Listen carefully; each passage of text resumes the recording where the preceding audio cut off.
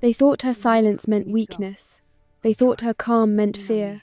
So they mocked her, isolated her, framed her, and pushed her to the edge. But sometimes the quietest person in the room is the one who sees everything. And when the truth finally came out, the entire chain of command started to collapse.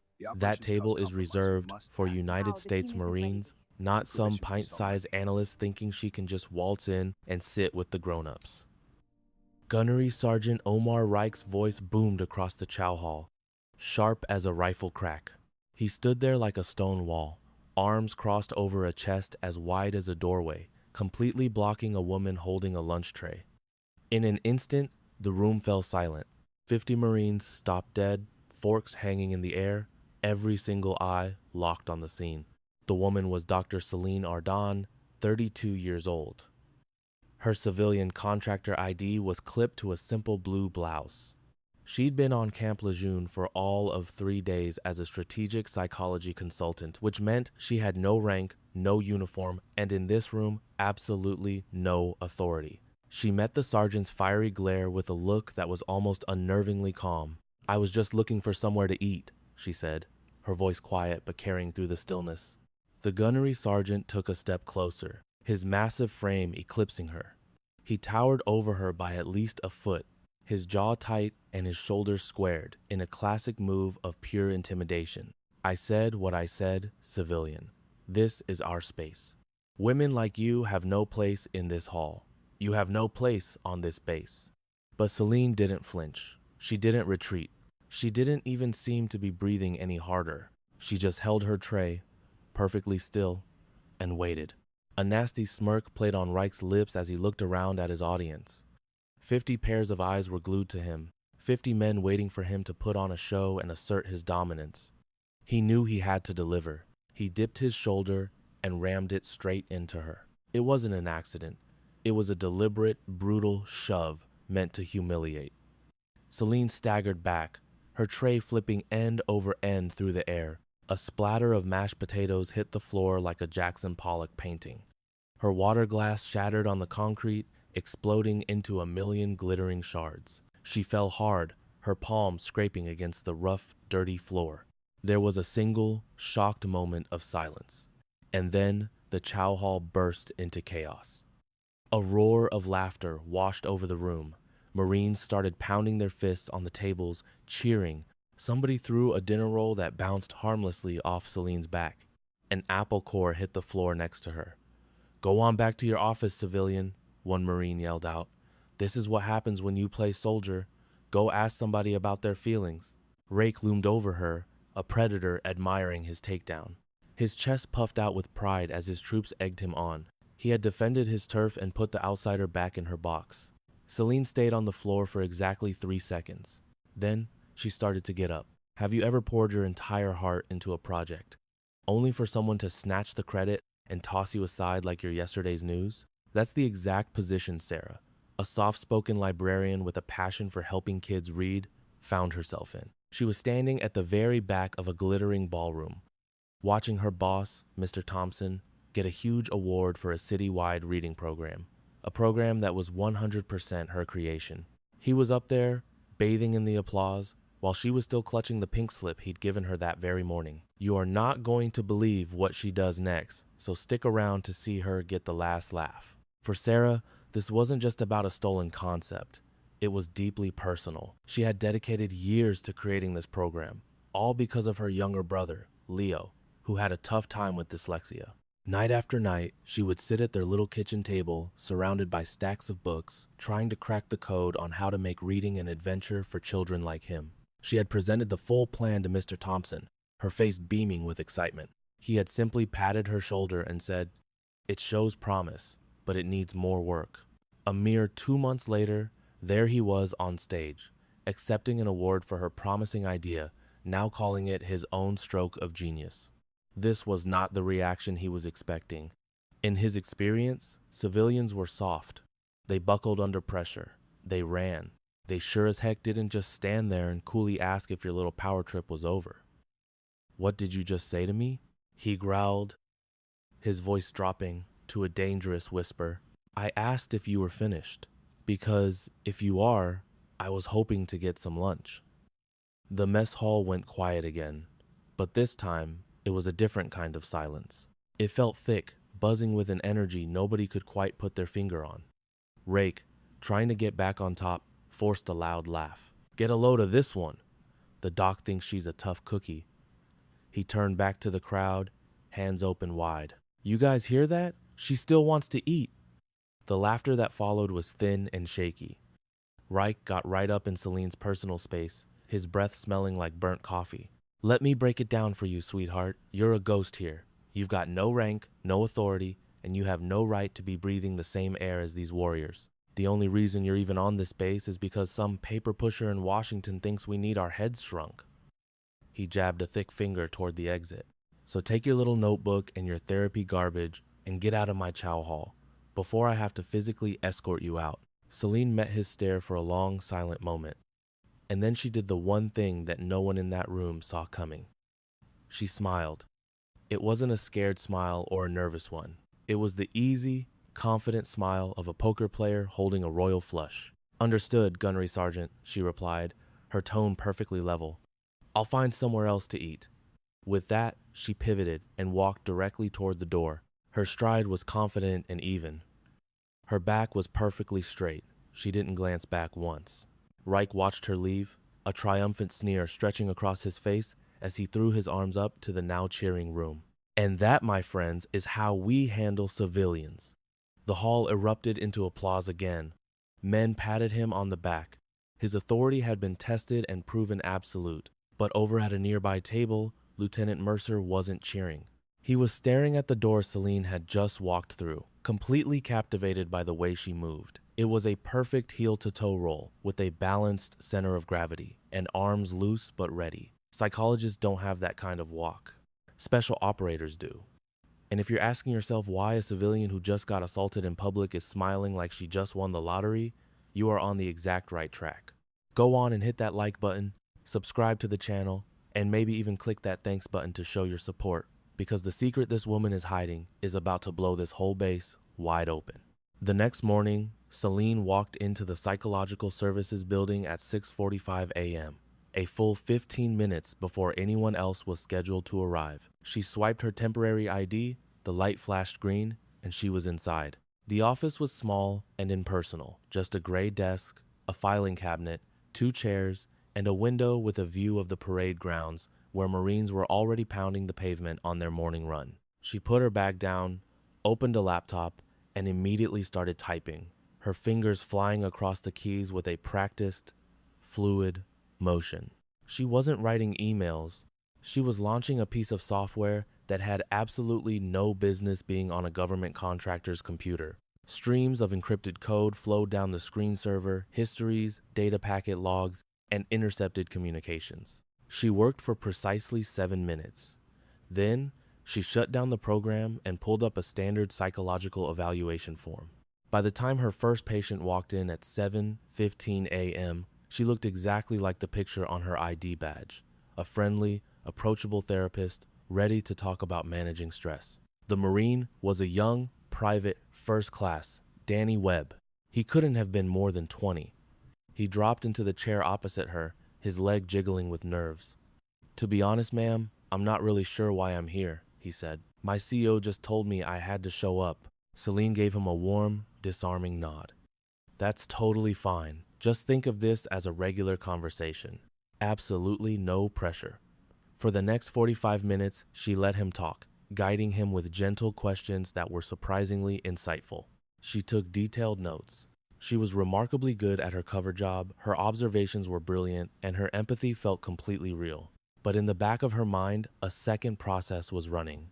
She was building a social map of the entire base, charting the invisible lines of power and influence. Who listened to whom? Who was genuinely respected? Who was just feared?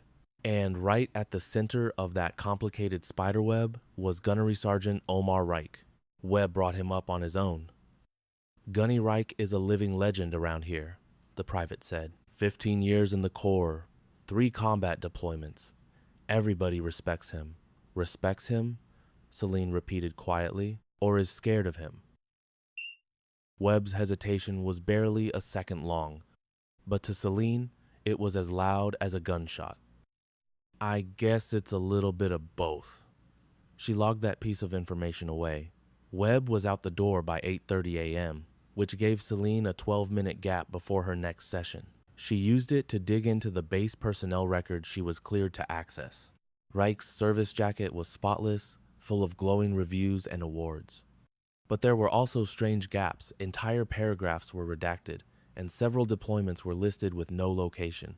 One small note caught her eye, a cross-reference to something called Operation Hollow Mirror.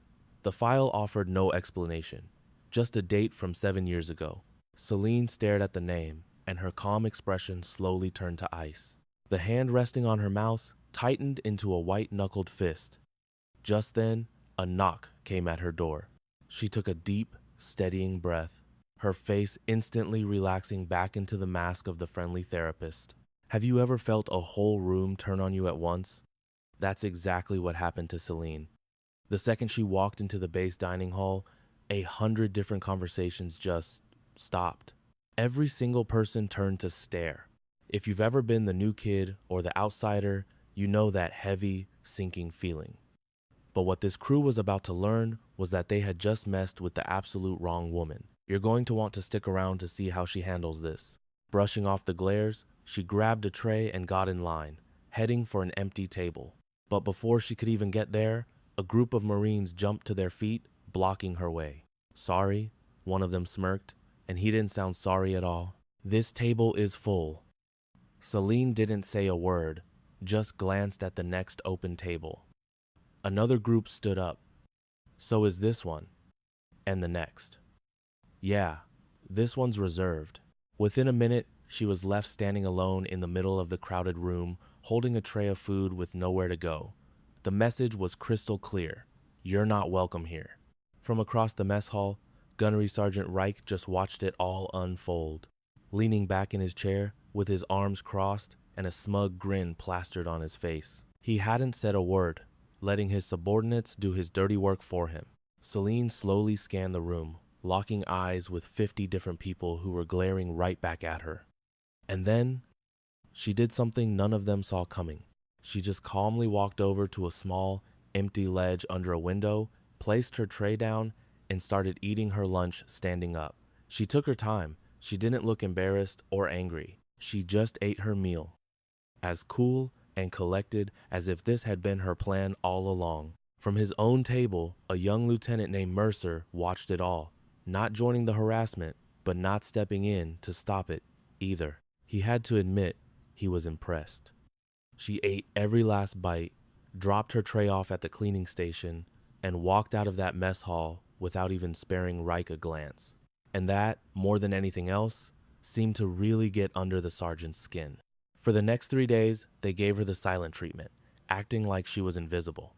Whenever Celine walked into a room, everyone else would suddenly find an urgent reason to leave. When she asked a question, she'd get a short, one-word answer. Every single file she tried to requisition was suddenly lost, delayed, or accidentally sent to the wrong department. But she was keeping a record of everything.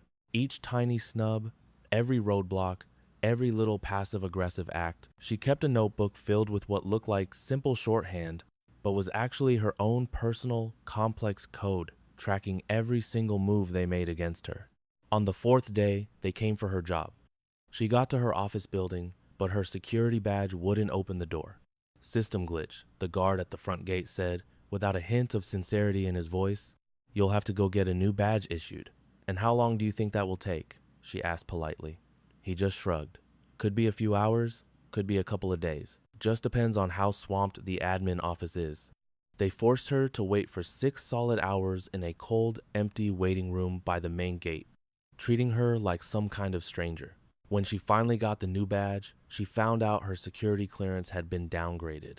She was now locked out of the entire north wing of the base, the same wing that housed all the senior command offices and the main communication center. Just another system error, the clerk told her, giving her a look that made it clear it was no error at all. Celine simply took the badge and left. That night, she was back in her quarters, where she opened a heavily encrypted laptop. For the next 3 hours, she methodically mapped out the entire base's network, tracing every connection Reich had to the base administration. She uncovered a digital breadcrumb trail of backroom deals and favors owed, which led her straight to the person who had pulled her security clearance. The picture became perfectly clear. Reich had someone on his payroll in almost every department. He'd spent 15 years building up this little empire of his. A quiet word from him could make or break a person's career. This guy wasn't just a bully, he was the puppet master pulling the strings on the entire base. And for whatever reason, he had decided Celine had to be removed. Then came day 6, the frame-up. Celine was deep into her work when 2 military police officers appeared at her office door. "Dr. Arden, we need you to come with us. May I ask what this is about?" "A report was filed," one of them said flatly. "There was contraband found in your living quarters." She didn't fight them, she didn't even argue. She just saved her work, closed her laptop, and went with them. Her room was completely torn apart. The mattress was on the floor, her clothes were pulled out of her drawers, and her personal items were scattered all over her desk. And sitting right on top of the mess, for everyone to see, was a tiny plastic bag with 3 pills inside. "This is a controlled substance," the officer said. "Do you want to explain this?" Celine looked down at the little bag, her face totally unreadable. "They aren't mine." "Well, they were found in your room, ma'am." "I understand," she replied, her voice perfectly calm. "But they do not belong to me." The 2 MPs shot each other a look. They were clearly expecting her to cry or start making panicked excuses. But what they got was this unsettling, rock-solid composure. It was almost eerie. "You'll have to come with us for questioning." Of course. She then sat for 4 hours in a stark white interrogation room as they grilled her, asking the same questions over and over, hoping to trip her up. But her story never wavered. Her composure never broke. Finally, a new person entered the room, an intelligence officer with the kind of cold, calculating eyes that miss absolutely nothing. Major Isaac Vaughn. He introduced himself, taking a seat across from her. He just stared at her for a solid minute. "Dr. Ardan, your personnel file is quite a read." "Is it?" she replied. "Most of the civilian contractors who work here have pretty boring histories. You know, college, work history, the usual stuff. Yours, on the other hand, has more blacked out sections than a classified spy novel." "My previous line of work was highly sensitive," she said, without missing a beat. "I'm bound by several non-disclosure agreements."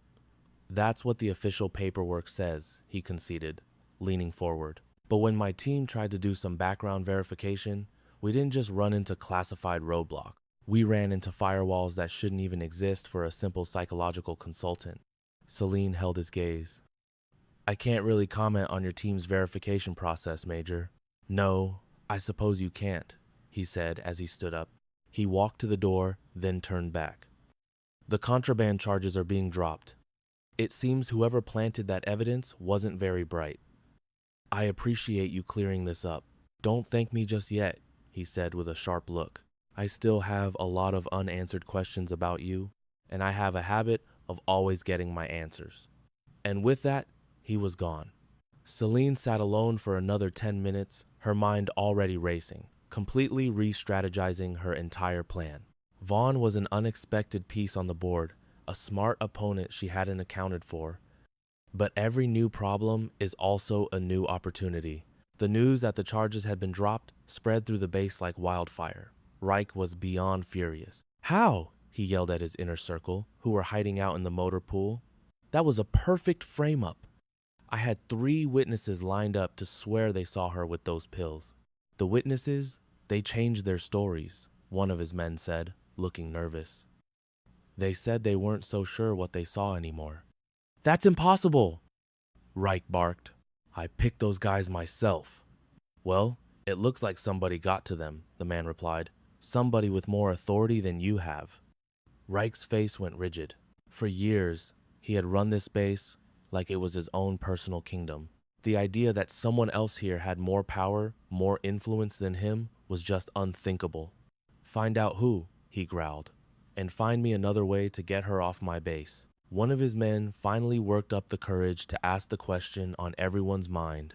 "Sergeant, Why do you care so much about some civilian analyst? What's the big deal? She's nobody. Reich whipped around, his eyes blazing with fury. Because, he said, his voice dropping to a dangerous whisper. After I humiliated her in the mess hall, she gave me a look. She didn't look scared. She looked at me like I was a piece of trash stuck to the bottom of her shoe that she was going to scrape off when she had a free moment. He poked the man hard in the chest. Nobody looks at me that way. Ever. Especially not some pencil pusher who doesn't even belong here. The soldier swallowed hard. Understood, Sergeant. Good, Reich spat. Now get out of my sight and turn up the pressure. I want her gone by Friday, permanently. On the 7th day, they went after her work directly. Out of nowhere, every single one of Celine's psychological evaluation reports was rejected. A whole week's worth of work came back to her desk with a giant red stamp across each one. Insufficient documentation. I followed the standard operating procedure for every one of these, she told the admin officer, keeping her voice completely level. New regulations just came in, the officer muttered, refusing to look her in the eye. Your reports no longer meet the new standard. And what, precisely, is the new standard? The officer just shrugged his shoulders. That information is classified. You're going to have to redo all of them. An entire week of meticulous, difficult work, completely erased by a single rubber stamp. Celine just calmly collected the rejected files, her face an unreadable mask, and walked back to her office to start from scratch. But there was another little surprise waiting for her. When she tried to log into her computer, she was completely locked out of the psychological evaluation database.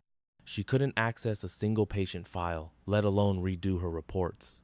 Leaning back in her chair, she stared out the window at the soldiers drilling on the parade grounds. They were slowly backing her into a corner, taking away her job, one piece at a time. The message couldn't be clearer.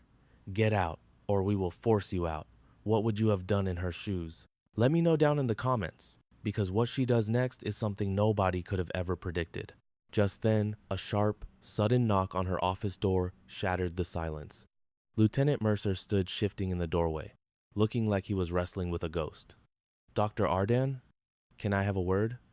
Of course, Lieutenant. Come on in, she said with a calm smile. He slid inside and shut the door behind him, his voice dropping to a conspiratorial whisper. I need to ask you something, and please, just be straight with me. Celine just waited, her face a perfect mask of professional patience. Earlier today, in the mess hall, he began, when Sergeant Reich shoved you, the way you caught your balance. He fumbled for the words. It wasn't normal. A regular person doesn't move like that. What are you suggesting, Lieutenant? I'm not suggesting anything, he said, holding his hands up. I'm asking, who are you, really? For a long, tense moment, Celine just studied him, this sharp young officer whose eyes saw a little too much and whose questions were becoming a big problem. I'm exactly who my file says I am, Lieutenant. A civilian psychological consultant. Yeah, about that file, Mercer said, pulling out his phone. I was running a deeper background check. It's routine for civilian contractors. You want to see what I found? He held out the screen. A single, terrifying warning was splashed across it in bold red letters. Access denied. Classification, Red Omega. Cease all attempts. Red Omega, Mercer whispered, his voice cracking with a mixture of awe and fear. I've been in the Army for 6 years. I have never heard of a Red Omega clearance, and I've definitely never seen one attached to a civilian therapist. Celine's eyes flicked from the phone to his paling face. Where were you when you ran this search? A secure terminal here on base? Yeah, of course. I'm cleared for it. Well, she said, her voice softening into something almost gentle. You now have a permanent black mark on your service record for trying to access information far above your clearance. All the color drained from Mercer's face. What are you talking about? That warning isn't about me, Lieutenant. It's for you. It means that whoever watches over Red Omega assets now has your name, and they know you've been poking around where you shouldn't. The young man looked like he was about to be sick. The thought had clearly never even occurred to him. Celine got up and walked to the window, turning her back to him. Lieutenant Mercer, you seem like a good officer. You're observant, you think for yourself, and you're not afraid to question things that don't make sense. She turned back to face him. Those are admirable qualities. Don't let them end your career before it even gets going. But you need to listen to me very carefully. I am not your enemy. I'm not here to cause trouble for this base or anyone on it. I am just a woman doing a job, and right now, that job requires me to be exactly what you see. Understand? Mercer just stared, his mind reeling. He couldn't grasp the whole picture, but he could feel the edges of a secret so massive, it made a bully like Sergeant Reich seem completely insignificant. Reich, he mumbled, the name sounding ridiculous now. This has nothing to do with him, does it? You're here for something else entirely. Celine's expression remained unchanged, but for a fraction of a second, a flicker of something ancient and dangerous burned in her eyes. Goodbye, Lieutenant, she said, her tone leaving no room for argument. I strongly suggest you forget we ever had this conversation.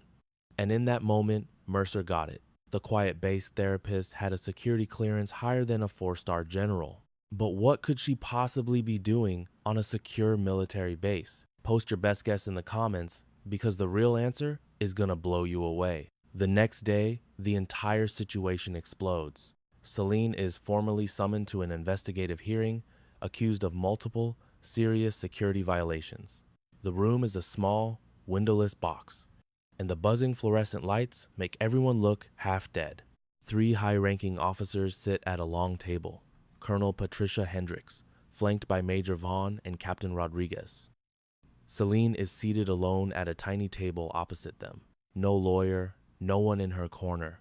It was her against the entire system. Colonel Hendricks started reading from a thick folder. Dr. Ardon, you've been charged with the following: unauthorized access to restricted areas, theft of classified documents, and illegal duplication of personnel files. I've done none of those things, Colonel, Celine said, her voice steady. We have signed witness statements saying otherwise. Then your witnesses are either lying or they're mistaken. Hendricks glanced up, her eyes as cold and hard as granite. That's a pretty bold thing to say, Doctor. Accusing me of espionage without a single piece of physical evidence is also pretty bold, Colonel. Major Vaughn leaned into his microphone. System logs show your keycard tried to access the North Wing Communications Hub 3 times last week. Attempted, Celine corrected him. The logs will also show my card was denied access all 3 times, if you'd care to read the full report. Maybe you found another way in. If I had, Celine said, her voice never wavering, you'd have proof. You'd have security footage, biometric scans, something tangible. You have nothing, because I did nothing. The 3 officers shared a look. She was right. They had a mountain of accusations, but not a single pebble of real evidence. Colonel Hendricks shut the file with a sharp thud. Dr. Ardon, let me be blunt. Someone on this base wants you gone. That much has been clear for a while now, Selene replied. The question you should be asking is why. Is this personal or is it professional? In my experience, Colonel, the two are almost always connected. A tiny spark of something, maybe respect, flickered in the Colonel's eyes. This hearing is suspended while we investigate further. You are confined to your quarters and your office. All of your credentials are to remain suspended. Is that understood? Crystal clear, Selene replied.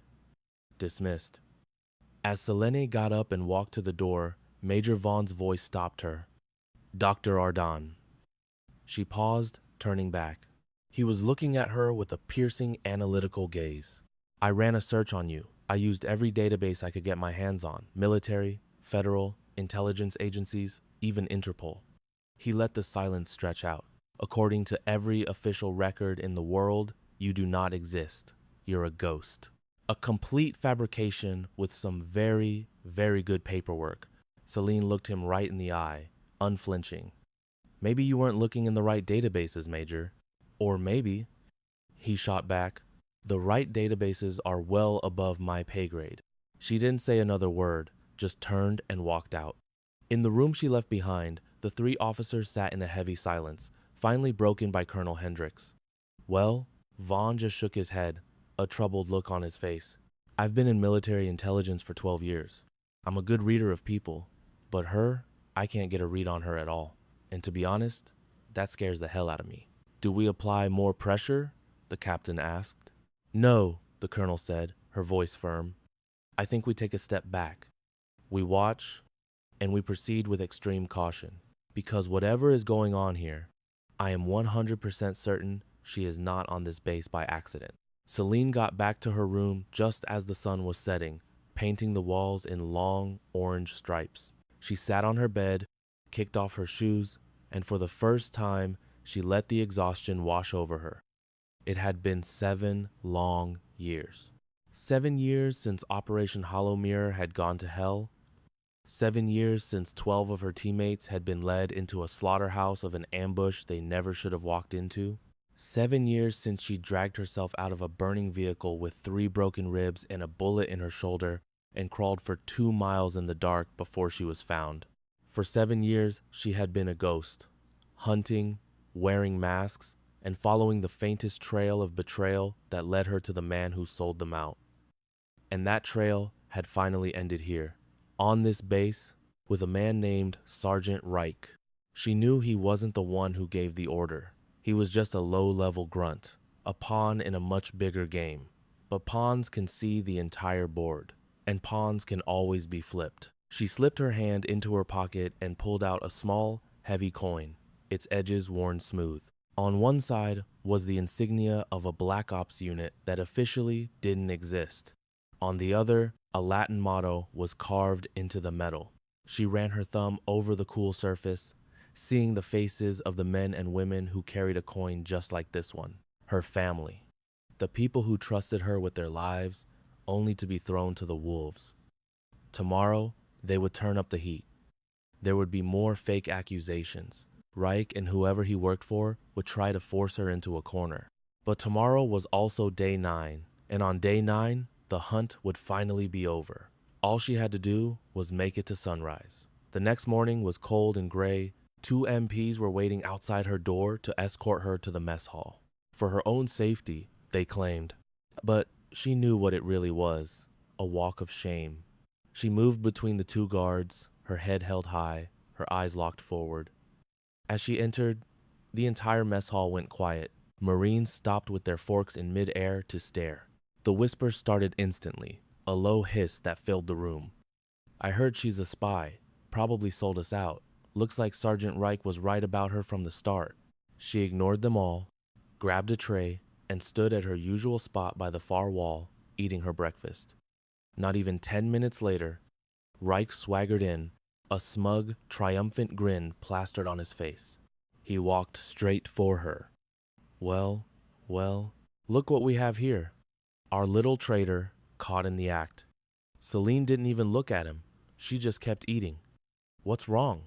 Nothing to say? He moved in close, invading her personal space, trying to intimidate her. I always knew there was something off about you, he growled, his voice low.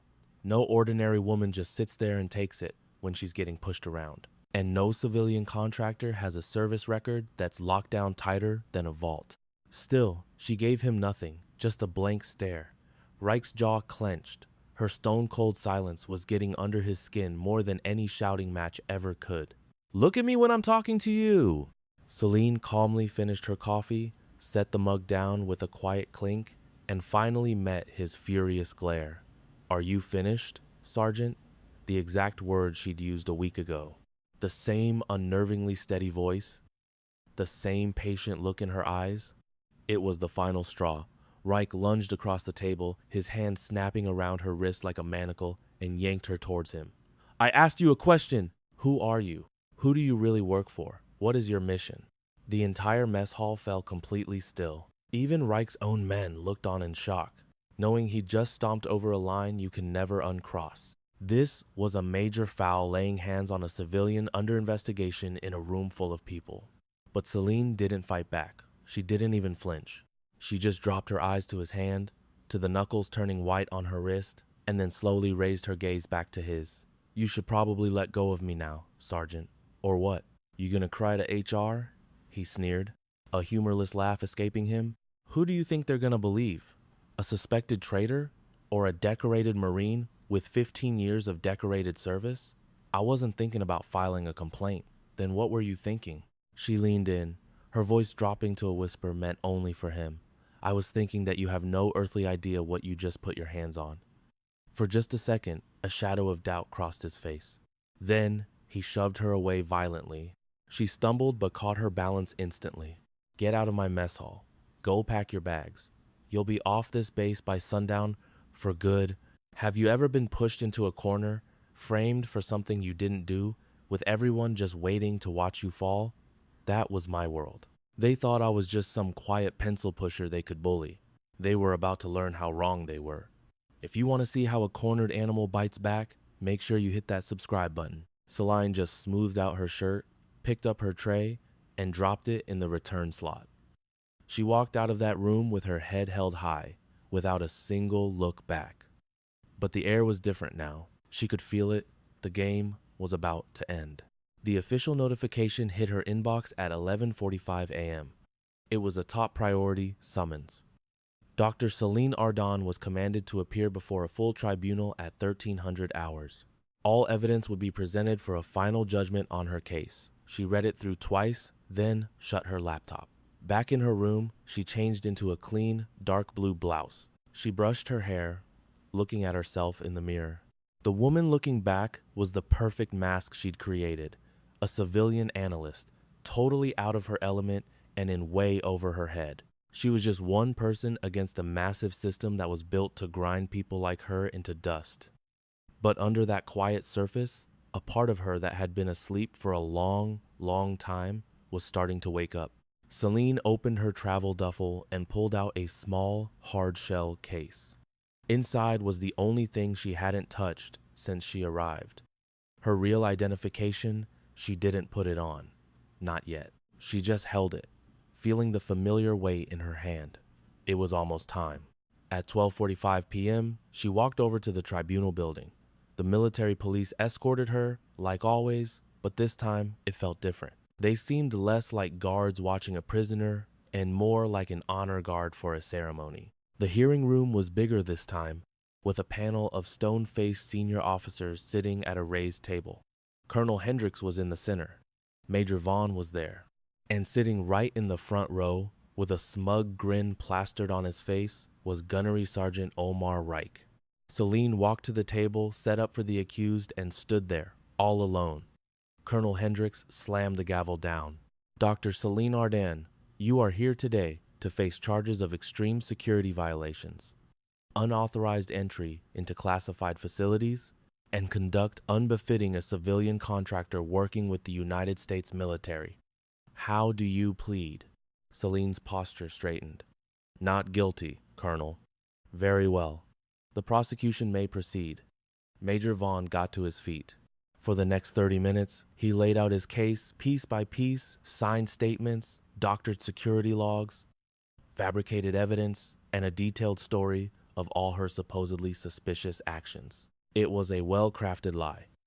Professional, convincing, and absolutely lethal. When he finally sat down, Colonel Hendricks looked at her. The defendant may now present her side. Celine stood. She let her eyes travel over the panel of officers, past Major Vaughn, until they landed directly on Reich. Before I start, Colonel, I have one question about procedure. Go ahead. Are all the main people involved in this investigation present in this room right now? Hendricks looked a little confused.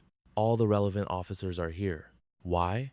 Because, Celine said, and her voice was suddenly filled with a new kind of power. I want to be sure that when the truth is revealed, everyone who needs to hear it is here to see it happen. A quiet murmur went through the crowd. Reich's smug smile started to twitch. Celine's hands moved to the collar of her blouse, her fingers finding the top button. I've been called a spy, a security risk, and an enemy agent. She undid the first button and then the second. They've claimed I've been in places I shouldn't have, that I know things I have no business knowing. And in all of that, there's one thing you got right, I said, my voice cutting through the silent room. I am not who you think I am. I pushed up the sleeve of my blouse, exposing the dark black tattoo on my forearm. It wasn't just some decorative ink. It was the crest of the Joint Special Reconnaissance Group, a phantom unit so secret most of the people in that room had never even heard its name. And underneath that crest was my designation, SG-12. Reich's face turned the color of ash. Vaughn's jaw dropped. Colonel Hendricks shot up from her chair as, right on cue, the huge double doors of the chamber swung open and 4 officers marched in. And not just any officers. These were 4 generals, with constellations of stars on their shoulders. They were the 4 highest-ranking military commanders in the entire theater of operations. General Wesley Throne, General Evelyn Cross, General Harrison Renford, and General Andrew Yates. They walked straight down the center aisle as everyone in the room scrambled to their feet, salutes snapping crisply in the air. But when the 4 generals got to the front of the room, they did something nobody could have predicted. In perfect unison, they turned to me and they saluted. The room was so quiet you could almost hear your own heartbeat. I returned their salute with sharp automatic precision. "As you were, generals," I said, my voice perfectly level. I was just about to resolve this little confusion. General Throne took a step forward. His voice boomed through the shocked silence. "Ladies and gentlemen, allow me to introduce Commander Celine Ardon, SG-12, of the Joint Special Reconnaissance Group. Her security clearance is Red Omega, the absolute highest classification that exists in our nation's armed forces." He stopped, letting that bombshell land. To put it plainly, every single person in this room, including myself, reports to her. Reich looked like he was about to faint. All the color had drained from his face, leaving it a sickly gray, and his hands were shaking uncontrollably. Colonel Hendricks finally found her voice. "Commander, my deepest apologies. We didn't know. The charges, they were completely fabricated." "I know," I said, finishing her sentence for her. "By someone right here in this room who had a very good reason to want me gone?" My eyes locked onto Reich, someone who was stupid enough to believe his every move wasn't being logged, that every one of his secret phone calls wasn't recorded, that every single thread of his treasonous plot wasn't being followed straight back to him. Reich stumbled backward, shaking his head in denial. "No," he whispered, his voice cracking. "It's impossible. You're a therapist. You're just I'm the woman you assaulted in the mess hall," I said, my voice cold as steel. "I'm the woman you framed by planting contraband in her quarters. I'm the woman whose reputation and life you have tried to systematically tear apart for the last week." I took another step right up to him. "And I am the woman who is going to find out exactly who you've been working for, who you sold our secrets to, and what really happened to the 12 members of my team who were killed in an ambush 7 years ago because a traitor sold them out." Reich's back was literally against the wall. I stopped right in front of him, looking him dead in the eye with that same calm, patient expression he remembered from the mess hall. "So, Gunnery Sergeant Reich," I asked, my voice barely a whisper, "are we finished here, or would you like to say something else?" 2 hours later, when I walked into the mess hall for dinner, the entire place went silent. Every soldier, from the fresh-faced privates to the old-timer non-commissioned officers, got to their feet as I passed. No one jeered at me. No one got in my way. I got my food and walked to the middle of the room. This time, as I looked for a place to sit, a dozen chairs were pulled back from tables, offered to me. I took the one at the head of the table where Rake and his cronies always used to sit. Lieutenant Mercer came over, standing at parade rest until I nodded for him to sit down. "Commander, I am profoundly sorry." "Don't be sorry, Lieutenant," I told him, picking up my fork. "Just be better." Mercer's fork froze halfway to his mouth. "You knew," he whispered, shock hardening his face. "This entire time, you knew what would happen, and you let him walk straight into a trap." "I had to," I said, my voice flat. "You don't hunt a monster by chasing its shadow. You follow the trail of blood it leaves behind." I took a slow sip of water. Reich is just a messenger boy, a pawn who probably has no clue who's really in charge. But now, we have him, and he's going to sing. That will give me the next link in a very old chain. "The next link?" he repeated. My gaze went distant. There's a phantom in the system. We call him Ghostline. 7 years ago, he sold out my unit's position. 12 of my people died in that ambush.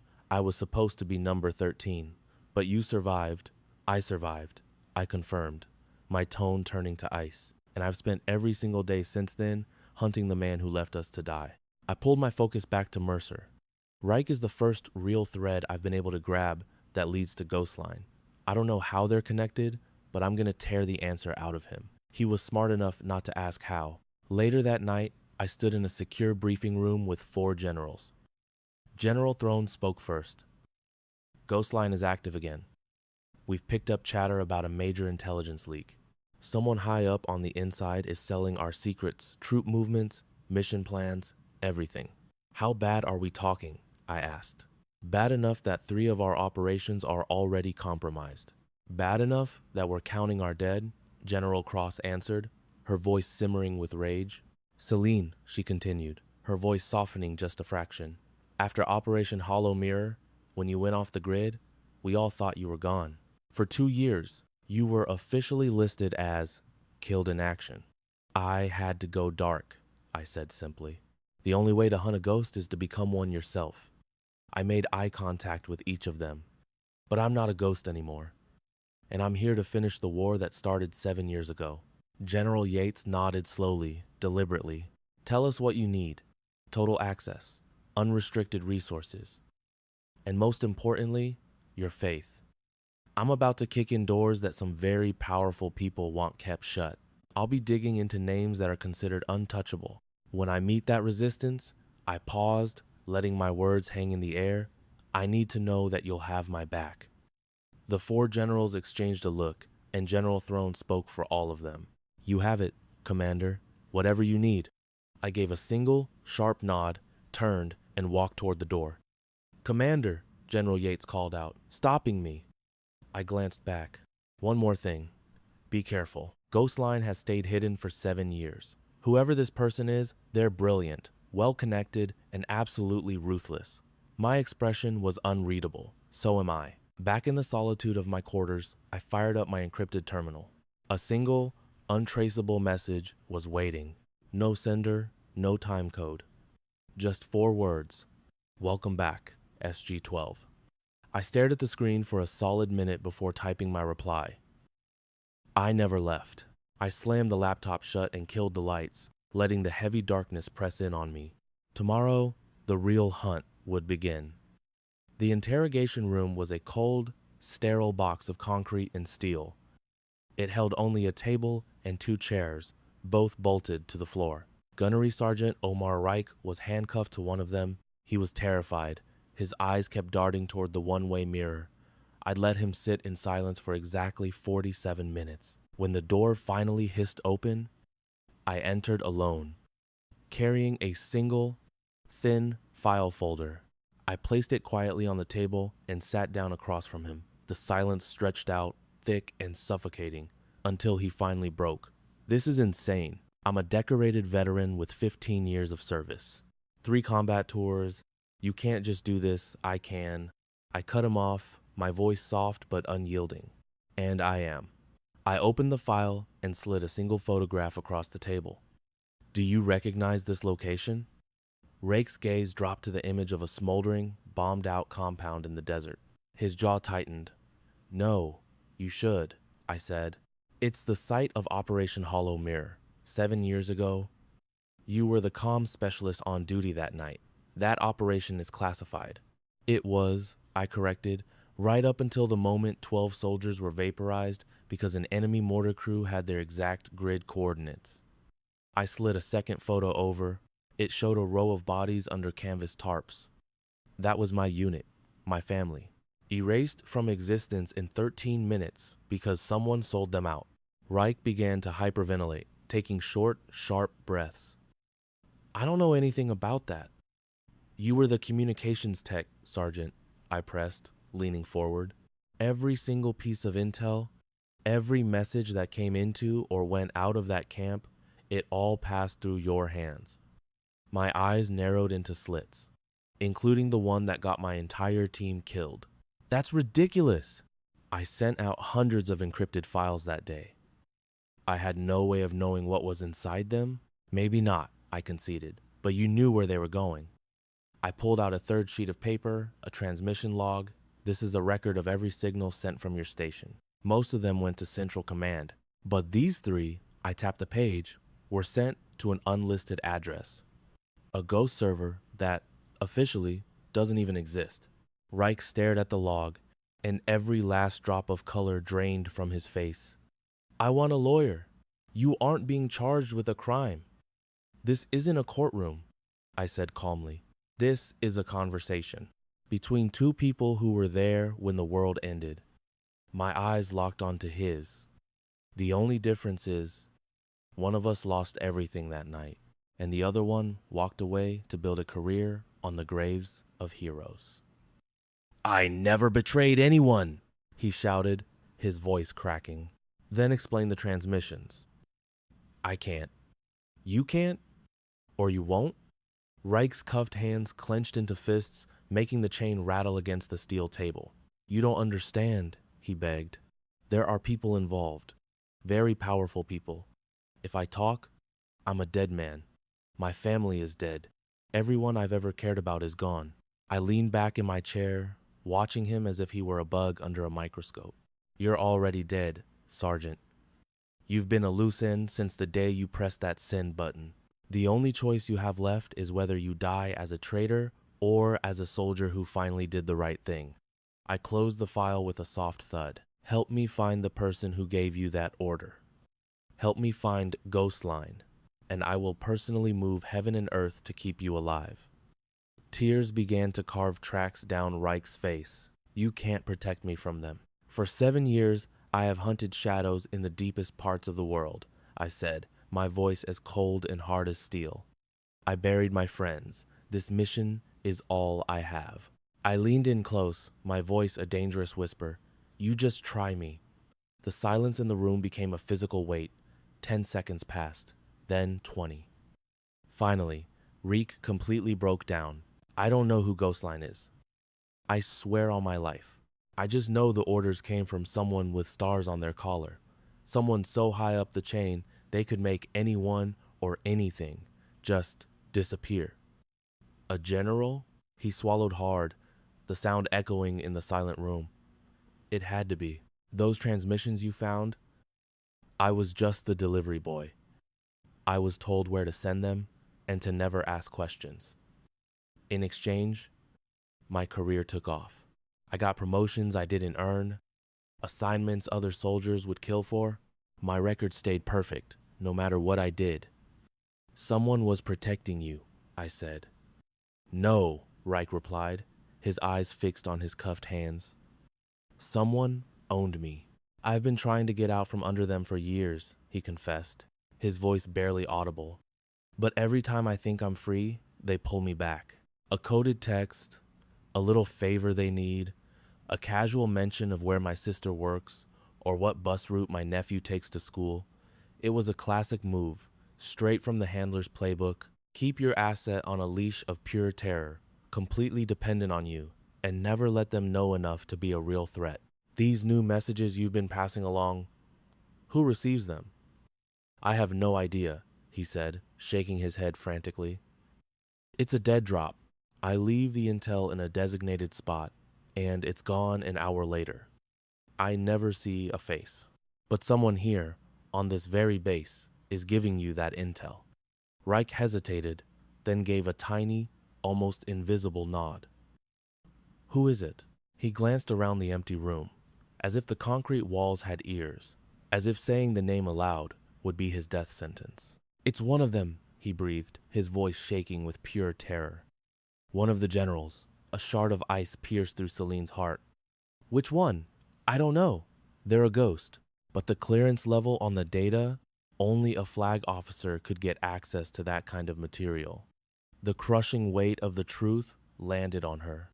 One of the 4 generals who had just promised her their full support was Ghostline. One of the very people she was counting on to complete this mission was the monster who had her entire team butchered. Celine stood up, her limbs feeling like lead. She walked to the door, her hand pausing on the handle. Your cooperation has been noted, Sergeant. Wait, Reich pleaded, His voice choked with desperation. What happens to me now? She didn't look back. That's entirely up to you. 7 years. For 7 long years, I hunted the man who sold out my team, the ghost who got every single one of them killed. Now, I had him cornered. He was one of the 4 men in this room, 4 of the most powerful generals in the military, and he had no idea I was coming for him. Think you know what happens next? Stick around. I walked into the sterile briefing room. The one I'd specifically requested, no staff, no recorders. General Throne arrived first, then Cross, then Renford, and finally Yates. They settled around the gleaming mahogany table. 4 men who outranked me in every way but one. I was the one who knew the truth. In front of me was a single folder holding 7 years of my life. Gentlemen, I started, my voice as cold as ice.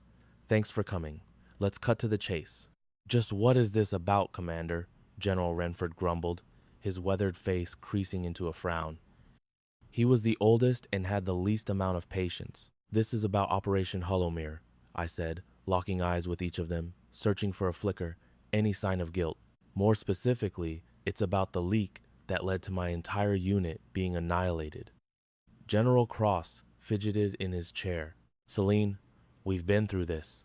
The official report stated, the official report was a lie. I cut him off, snapping open the folder. For the last 7 years, I haven't done anything but hunt for the person responsible for that lie. I pulled out the first piece of evidence, and I found him. I sent a single sheet of paper sliding down the polished wood. Encrypted comms logs, timestamps, routing codes that proved the betrayal came from inside this building. These transmissions were sent from this command center, bounced through a series of untraceable servers, and landed directly in the hands of our enemies, I explained, letting the silence hang heavy in the air. And the authorization codes belonged to someone at this table. The room was dead quiet. General Throne finally spoke, his brow furrowed with concern. Commander, this is an incredible accusation. You have more than server logs, I presume? I have a witness, I said flatly. Sergeant Reich is in custody, and he's talking. He was the courier, and he confirmed his handler used clearance codes that only a general would have. 4 generals, 4 tells. Throne looked deeply disturbed. Cross looked like he was going to be sick. Renford was practically vibrating with rage. And Yates, General Yates, was a perfect statue of calm. Way too calm. I focused my attention right on him. General Andrew Yates, age 54. His service record was flawless. A 3-decade career that screamed patriot. General Yates, you were the lead intelligence officer for Hollowmere. You knew our exact position. So did about 50 other people. Yates shot back, his voice smooth as glass, including General Throne and General Cross, right here. But you designed the very communication system we used. And you personally assigned Sergeant Reich to my team. He was the best. He was dirty, I countered, and you knew it. The air in the room turned to ice. Yates stared back at me, not even a twitch. Commander Ardon, you've been through a horrific ordeal, losing your people. That kind of trauma can warp a person's perspective. It makes them invent connections that simply aren't there. Is that your professional opinion, General? It's an observation, he said with a chilling calm, from a man who has watched soldiers crack under the weight of survivor's guilt for decades. I didn't even blink. I haven't cracked, General. I've sharpened. I pulled another document from the folder. This is a complete financial breakdown. Offshore accounts, dummy corporations, a massive pipeline of foreign money. I pushed it across the table for all of them to see. One of the main accounts feeds into a private trust. The only beneficiary? A. Yates Jr., your son, General. For just a fraction of a second, his perfect composure shattered. A tiny muscle jumped in his jaw. His eyes flashed with cold fury. The mask was gone. That's circumstantial. Anyone could have set that up to frame me. Frame you how, General? I pressed. By secretly opening a trust for your son and filling it with millions in spy money? I shook my head, my voice dropping to a near whisper. You're the traitor we've been hunting, codenamed Ghostline. You've been selling secrets for over a decade, and 7 years ago, you sold my team's location to the butchers who killed them all. Yates's eyes darted to the other generals, then to the door, calculating his odds. "You're smart," he finally admitted, and his voice was completely different. The calm, collected officer was gone, replaced by a man made of ice and steel. "Just as smart as your father was, maybe smarter." Every muscle in my body went rigid. "My father? Oh yes, he started sniffing around too, about 20 years ago. Got a little too close to the fire." Yates gave me a smile that held no warmth at all. Such a terrible car accident. Tragic. And so, very useful. The world tilted. His words hit me like a physical blow. "My dad died when I was 12. His car flew off a cliff on a mountain road. They called it a freak accident. No witnesses. It was a lie. It was all a lie. You murdered him." "What does it matter now?" Yates said, slowly getting to his feet. "What matters is you made the same mistake he did. You came in here alone, thinking a stack of paper was enough to bring me down." He reached into his jacket. "It's never enough." His hand came out holding a small, black remote detonator. "This entire room is wired. An old insurance policy, just in case." His thumb rested on the button. "In about 30 seconds, this room is going to disappear in a gas line explosion." 4 heroic generals and 1 commander who got too close to the truth, all gone in a tragic accident. General Throne leaped to his feet. "Andrew, for God's sake, don't." "I already have," Yates snarled, backing toward the door. "The people I work for are everywhere.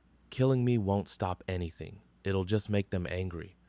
My mind raced, calculating every possible move. I had maybe 3 seconds. "General Cross," I barked, my voice low and urgent. "The air vent cover behind you, pop it now."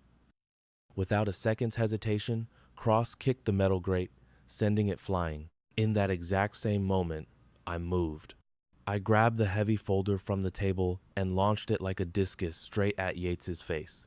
It wasn't meant to hurt him, just to make him flinch.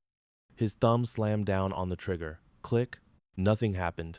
He stared at the useless device, his eyes wide with confusion, and pressed it again. Click. Still nothing. A grim smile touched my lips. "I found your little surprises last night," I told him. "Had them disabled before you even finished your coffee this morning. My own insurance policy." Raw, unfiltered rage twisted Yates's face into an ugly mask. He dropped the detonator and his hand shot to the pistol on his hip, but I was already moving. I crossed the 10-foot space in 2 long strides, my hand clamping down on his wrist like a vice before the gun was even out of the holster. A sharp, brutal twist of his arm sent the pistol skittering across the floor. He swung a wild elbow at my head, but I was already ducking under it, driving my shoulder deep into his stomach. We slammed into the wall. He was bigger and stronger, but I had 7 years of pure rage fueling me. I hooked his leg, swept his feet from under him, and he crashed to the floor hard. Before he could even register what happened, I was on top of him, yanking his arm behind his back and driving my knee into the center of his spine. "Andrew Yates," I said, my voice steady as a rock, "you are under arrest for high treason, espionage, and murder. You have the right to remain silent." Just then, the briefing room doors flew open and a team of MPs swarmed in. And walking right behind them, his face pale but determined, was Sergeant Reich. He didn't run, he kept his promise. "Take out the trash," I ordered, pushing myself to my feet. As the MPs hauled Yates up, slapping cuffs on his wrists, he started screaming. "This isn't over. Ghostline isn't a person. It's an army. You cut me down. 2 more will take my place." He laughed, a crazed look in his eyes. "You think you've won? You just started a war you can't possibly win." I walked right up to him, so close I could feel the hatred radiating off him. "Then I'll win the war," I whispered, my voice for him alone. "One traitor at a time." I gave a small nod to the MPs. "Get him out of here."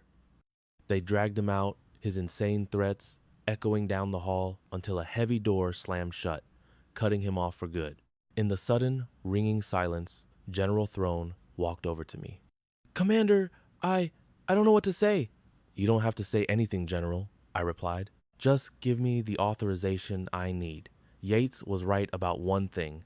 This is just the beginning. What do you do when you're the only one who sees the truth? They called her a paranoid conspiracy theorist for accusing a national hero of treason. Her career was in shambles, but she was right all along. And if you've ever rooted for the underdog, you have to hear what happened next. As military police hauled the traitor away, Celine looked over at Sergeant Reich, the man who had physically assaulted her just 9 days before. He was hovering awkwardly near the exit. "You're still here," she stated more than asked. "Yes, Commander," he muttered, his eyes glued to the floor. "Why?" It took him a second to answer. "Because you were right. And if I ran, I'd be just as guilty as him." In that moment, Celine didn't see the man who had shoved her.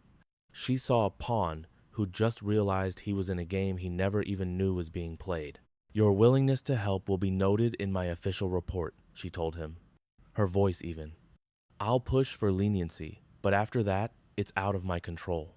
He opened his mouth to thank her, but she cut him off with a raised hand. "Don't. The real work is just beginning." The next 72 hours were a blur of organized chaos. The news that General Yates was a spy sent a tidal wave through the military's top brass.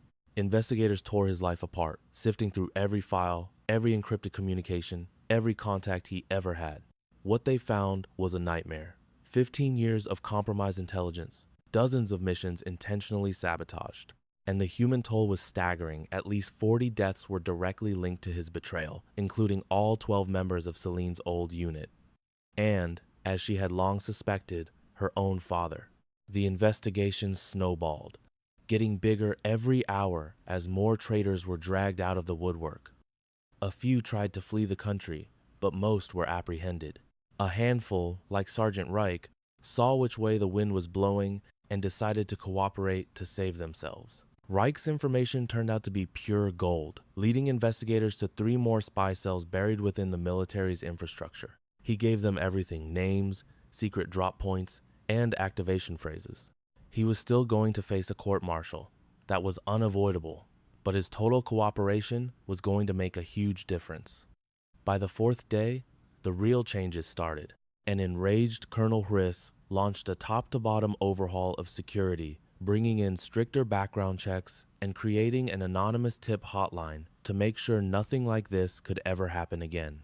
Meanwhile, General Throne initiated a full review of every single mission Yates had ever touched, searching for any other signs of his poison. At the same time, General Cross was handpicking a brand new counterintelligence squad, a hunter-killer team with a single mission: to track down and neutralize what was left of Yates's network. The entire atmosphere on the base transformed. The petty rivalries and gossip simply vanished, replaced by a cold, shared sense of purpose. The knowledge that a wolf had been feasting among them was a brutal wake-up call. On the 5th day, Celine walked into the base's mess hall one last time. The second she stepped inside, a hush fell over the entire room. But this wasn't the hostile silence she was used to. This was a silence of pure, unadulterated respect.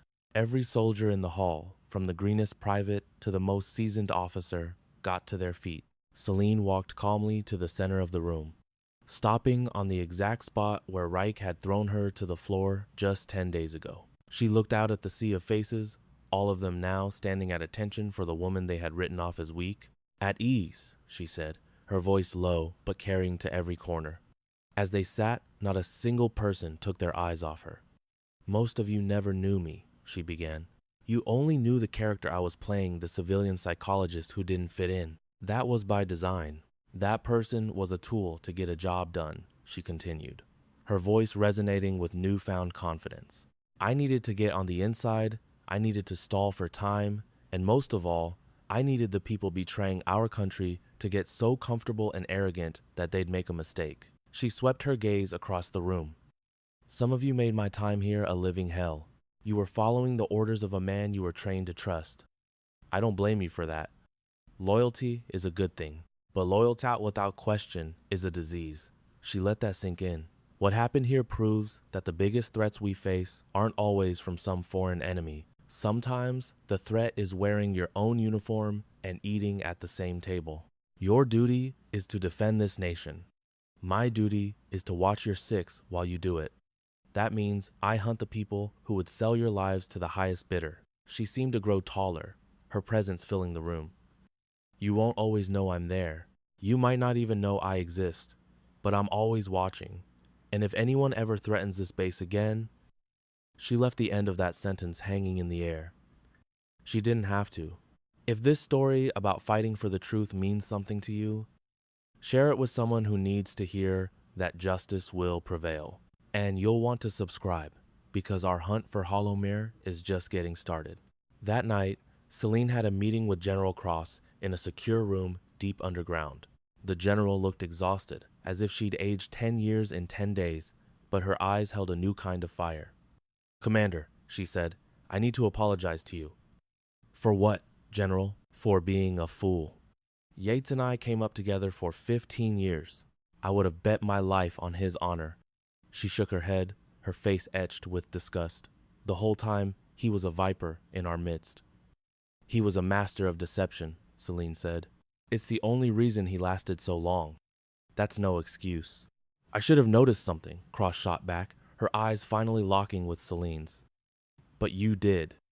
He had the rank, the power, the connections, and you still brought him down. How did you do it?" Celine thought about it for a second. "I stopped trying to find physical evidence and started looking for a pattern in his personality. Yates was meticulous about covering his operational tracks, but he couldn't hide who he was," she explained. "His ego, his absolute certainty that he was smarter than everyone else in the room, that was the crack in his armor." She paused for effect. Men like that always underestimate their opponents. They think they're untouchable, and that arrogance eventually becomes their biggest weakness. "So what is our next move?" Cross asked. "Now," Celine replied, "we follow the breadcrumbs he left. Every secret account, every laundered dollar. Somewhere in that financial mess, we'll find the next person in the chain." Cross nodded slowly, then pointed to a massive display on the wall. "Speaking of which, you need to see this." An image appeared on the screen. A top-secret file labeled Project Name Hollow Mirror Phase 2. We ripped this off one of Yates's encrypted drives. It took our best cryptographers days to crack it. As Celine read the executive summary, an icy feeling washed over her. Hollow Mirror wasn't just one man's spy network. It was a massive, long-term conspiracy to plant enemy agents in the highest levels of the armed forces. "Phase 2, she whispered, "is something new, something that hasn't happened yet." "What is it?" Celine asked, her voice tight with tension. "We don't know for sure. The file is mostly a list of code names, geographic coordinates, and a countdown clock." Cross used a laser pointer to highlight a string of characters. "But we do know this. Whatever this plan is, it's set to activate in a matter of weeks." Celine's eyes were fixed on the coordinates. They pointed to a different military base, one that was larger and far more critical to national security. "I need to get on that base," she said, her tone leaving no room for argument. "I had a hunch you were going to say that." Cross slid a thick file across the table toward her. "Your transfer orders and a blanket authorization. Everything you need." Celine picked it up. "General, what Yates said about my father." Cross's hard expression softened for the first time. "I served with your father. He was a patriot. And yes, there were always whispers about the official story of his death. It never sat right with me." She looked Celine straight in the eye. "Now we know why." Cross put a hand on her shoulder. "Go get the answers you deserve, Commander. And when you find the people behind all this, give them hell from me." Celine gave a sharp, determined nod. "That is the plan." The next morning, while she was doing one last check of her empty room, someone knocked on the door. It was Lieutenant Mercer. He stood up straighter now, his old nervousness gone. "Commander, I heard you were heading out. News travels fast around here," she replied with a small smile. I wanted to thank you," he said, the words coming out a little clumsy, "for trusting me when I said something felt off. You were asking the important questions, Lieutenant. That's a rare skill. I also wanted to know," he said, pausing for a moment, "if there was any way I could help you with whatever you're doing next." Celine looked him over, really looked at him. This was the kid who had trusted his gut when every senior officer was telling him he was wrong. I might have a spot for you, she said slowly, but you'd be stepping way outside the lines. Into a world where the rulebook has been thrown out. It's a world where the good guys and the bad guys aren't always on opposite teams. I get that, he shot back. Are you sure? Because once you start down this path, there's no coming back. It changes people. Mercer's jaw was set like concrete. Commander, I watched a traitor nearly burn this base to the ground. I watched good soldiers get played and get hurt. He pulled his shoulders back. If I have a shot at helping stop that from happening again, you can count me in. Celine's decision was made. I'll make the call, Lieutenant. When the time is right, I'll be ready. He took a step back, giving her room to swing her duffel bag onto her shoulder and head for the door. Commander, she paused, looking back at him. That night in my office, right before you dropped the whole act, you smiled. You had this look on your face, like you knew something none of the rest of us did. What was it? Celine let a rare, genuine smile grace her lips, deciding he had earned the truth. I knew, she said, that you were precisely the kind of soldier this base was desperate for. Someone who still believed in chasing down what's right, even when it was the harder thing to do. She met his eyes directly. Don't you ever lose that, Lieutenant. It's more valuable than you could ever imagine. Before he could even put a reply together, she was out the door. At the front gate, an armored vehicle was idling. Celine stopped for a beat, glancing back at the base that had been her trial by fire for the last 11 days. So much was over. A traitor was in chains, an enemy network had been shattered. But so much more was just getting started. This fight was a long, long way from being won. A digital folder labeled Phase 2 hinted at a much bigger monster, a danger that made everything she'd just been through look like child's play. After 7 long years, her secret war was just moving into its next stage. And out there in the shadows, new enemies were already making their moves. As she walked toward her ride, she saw Sergeant Reich by the door, leaning heavily on a crutch. His leg had been shredded in the chaos of taking Yates down, not enough to end his career, but bad enough. Sergeant, she acknowledged, I wasn't expecting to see you here.